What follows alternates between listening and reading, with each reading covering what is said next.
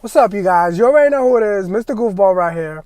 So today's topic is going to be, what is better, Uber or Lyft? In my opinion, I would say Lyft is better because you get better prime time throughout the day or at night. It's better surcharge. Lately, Uber's been slacking. You guys been slacking. Um, I've heard other comments from other drivers and other people say Lyft is better. They treat you better. In my opinion, they're better because for a long time, Lyft's been giving out tips, option tips from the passenger, and Uber they just started. So you guys are late. And on other hand, what else is there? One thing I like about Uber is that when I hit them up on through email or sometimes there's the phone, there's finally the option of calling them that I finally like. That is, I call them and then they instantly pick up, and it's some weird number, but they pick up and they say what's the issue, and I tell them the issue, and they get on it right away, so that they fix it. Like some guy, he was like eating like some like chips and having like a few snacks, and he had the crazy idea to think it's okay to leave his trash in the back and a few crumbles here and there. So I was like, you know what? I'm gonna report this. So I reported it, and it happened to be that plus the ride that it was like around $10 for like a 6 or 7 minute trip. They charged them the trip plus $80 for a cleaning fee, which was on his behalf, taken out of his card. I'm guessing, I suppose, because I'm not on that end. But that's the good part that I like, that they treat you well. They handle your thing because they know you're out there all the time, so you're driving all the time. Why wouldn't you be taken care of? So that's the good thing about Uber. I give you props for that. In other cases, Lyft, I had the same situation, but instead of 80, they gave me 50. I mean, something and something, and I wouldn't complain. As long as I get my personal car, like, spotless. I mean, for you guys that don't know what type of car I drive a Honda Civic EXL 2017, and it's personal. So when it comes to my car, you try to mess it up, I'm gonna try to mess you up. All right. So, but I give respect the way they give me respect. In most cases, everybody gives me respect. I don't know if it has to do with, I don't know, me personally, when they look at me, or they're just like nice to everybody. It could be, I mean, I know there's stereotype, and most of you drivers are Indian, and I hear that a lot.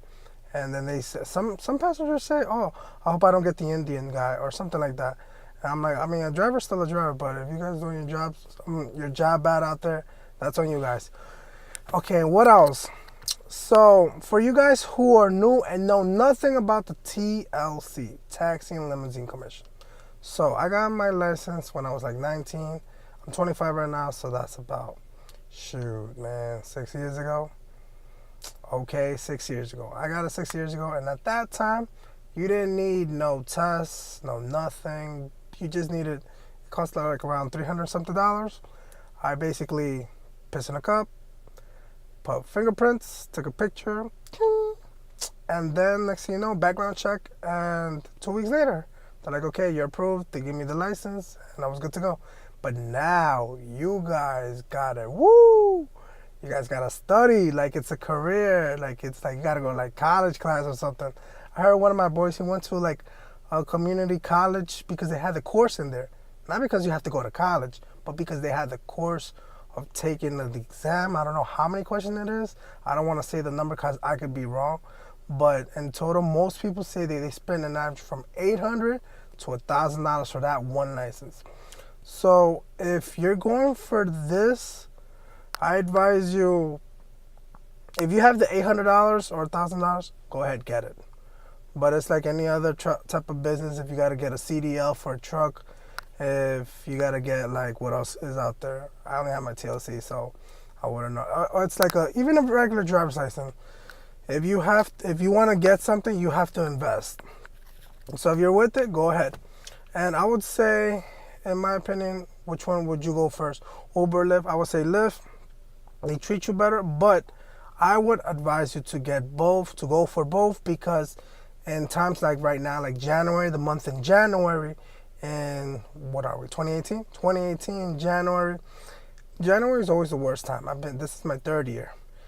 It's been bad. Every January is bad. But if you have two apps running in the same, in your same phone, I have it in my same phone. For you guys, I see multiple phones, like a phone on the left, a phone on the right, and then like I don't know, a laptop down there.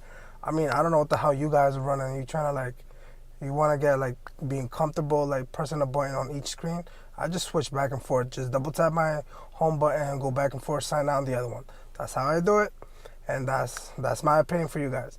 So you don't need to get two phones if you go for both. You could do the same phone, go on both, and be busy all the time. Don't have to wait extra timing because you're in one or the other.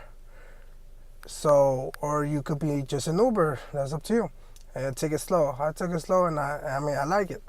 I drive my own time, and some people say, "Oh, why you drive 3 days or why you drive 5 days?" Nobody's gonna tell you what to do. Just do what you gotta do and just make your money. And then it comes to either renting a car or financing a car, like getting your own car, or even if you have your own car. Okay, my opinion is if you're new and you know nothing about this, if you're just going in from scratch, like, oh, I'm gonna go test it out, do not finance a car, because you might not like it because, one, you have to be patient, especially if you're in New York City, a place with Manhattan that has bunches of cars, bunches of people running everywhere, everybody going crazy. So you have to be very patient. If you're not patient, get out. Next. You have to understand that you're going to be meeting multiple different type of personalities. I'm talking about crazy personalities and nice personalities and every type. Like every type, form or shape or what the hell you want to call it. But you're going to meet everybody. As long as you say, hi, how's it going? What's your name? Press the start button, finish button, let them know have a good day or whatever. And that's it.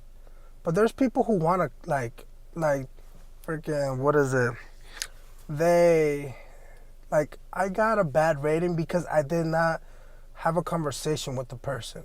My job is not to have a conversation with you. My job is to get you from point A to point B, and most drivers will understand that because as long as you say hi and be polite, that's all you have to do. But some people, I don't know what you guys are thinking and you watching, sorry to say, but you're hiring a service where they're going to drive you. If you want to talk to somebody, call those hotlines or something like that. I mean, I'm not here to try to persuade you and like get in some coffee or whatever. Okay, next thing. Back to the car. Sorry about that. So, sorry about like off track. All right, back to the car. So if you don't have the patience and if you don't know what's going to happen, you don't know what's going to happen, just rent the car. It's going to be ranging from $350 to $450, depending on what type of car, where you get it, and who you get it from. A company, contract, or even a friend who's renting out cars. Or if you're lucky, you could get a car and test it out without nobody charging you because maybe you got a hookup. Point is, don't finance until, let's say you test it out for 2 months, 3 months, and you feel like you're stable, then do it. I've rented a car. Yeah, it costs you money, but at the long run, if you make the math at 1 year, renting a car, you're gonna be spending around from like 12 to 16 grand. You might as well get your own car. But on the other hand, if you don't want to feel like you want to be in commitment, and if the car messes up on its own, then the owner's got to pay for it. If registration comes up, the owner got to pay for it. The insurance comes up, they got to pay for it. That's how it's supposed to be. That's what I understood. That's how I went through it with all my rental cars. So if you have any comments, just leave a comment down below. Give it a like, subscribe to my channel. I major in couples and funny skits and advices and stuff like that. I did this tutorial about Uber and Lyft because I work as an Uber driver and I'm a Lyft driver at the same time. So I maneuver my schedule however I want. So I did this. I hope you guys like it and let me know. See you in my next video. All right, deuces.